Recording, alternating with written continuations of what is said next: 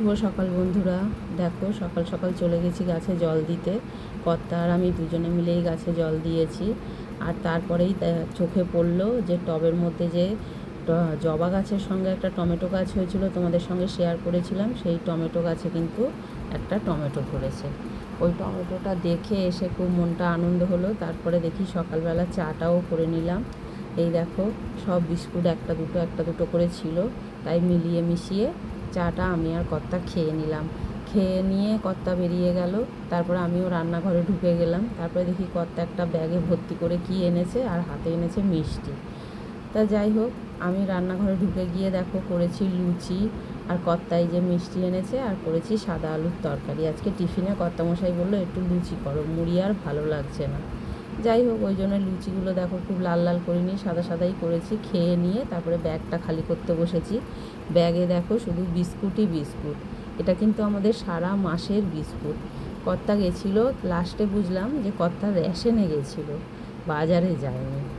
তারপরে এই বিস্কুটগুলো সব এই যে দেখো যত রকমের বিস্কুট এনেছে, এই সব বিস্কুট আমার সারা মাসের বিস্কুট। এই বিস্কুটেই আমার সারা মাস হয়ে যায়, আর লাগে না। কারণ বিস্কুট খাওয়ার মধ্যে তো আমিই বেশি খাই। আর দেখো দুটো পুডলি এনেছে, দুটো পুডলির মধ্যে কিন্তু একটাই ময়দা একটাই আটা। এইসব গুছিয়ে গাছিয়ে চান করে পুজো করতে চলে গেছিলাম। এই আমার মাকে দর্শন করো।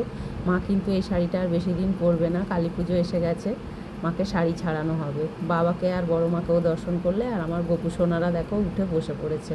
এবার ওদেরকে চান টান করিয়ে পুজোটা সেরে নেবো। ফুল গোছাতে গিয়ে দেখলাম যে দুটো পদ্ম ফুল আছে। ভাবলাম আজকে ধনতেরস, একটা আমার মা লক্ষ্মীর ঘটে দেবো, আর একটা কমলে কামিনীকে দেবো। তারপরে দেখো ওপরে এসে রান্নাটাও সেরে নিলাম। ভাত করেছি, আর করেছি বড়া দিয়ে আলু দিয়ে পটল দিয়ে তরকারি, নিরামিষ আজকে ওই জন্যে। আর করেছি মুগের ডাল। মুগের ডালটা আমি করেছি বিনস দিয়ে, পরে একটু আলু কিংবা পাঁপড় ভেজে নেব। তা ভাজবো কি, আজকে আর ভাতই খাওয়া হয়নি। কর্তা ছেলে অনেক দেরিতে এসেছে। দেখো সন্ধে দিতে গেছি, গিয়ে দুটো ঘিয়ের প্রদীপ রেডি করে নিয়েছি। দামোদর মাস চলছে, তাই জন্য ভাবলাম প্রভুকে নিবেদন করব। আর এই দেখো তারপরেই একটু বাজারে বেরিয়েছিলাম, আর তার বেরিয়ে বাজারে যা দরকার ছিল সব মিটিয়ে এই মন্দিরে চলে গেছিলাম।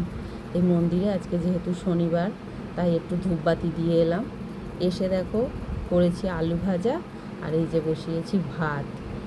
কারণ আর কিছু রান্না করিনি, এই যে তরকারিটা তো ছিলই, আর ডালের বাটি পুরো বসেই আছে। ছেলে খালি একটু সন্ধেবেলা এসে খেয়েছে। এই যে ভাত বসিয়েছি, আমাদের বাড়িতে এই যে বড় অতিথিটা এসেছে, ওই জন্যে। শুভরাত্রি বন্ধুরা।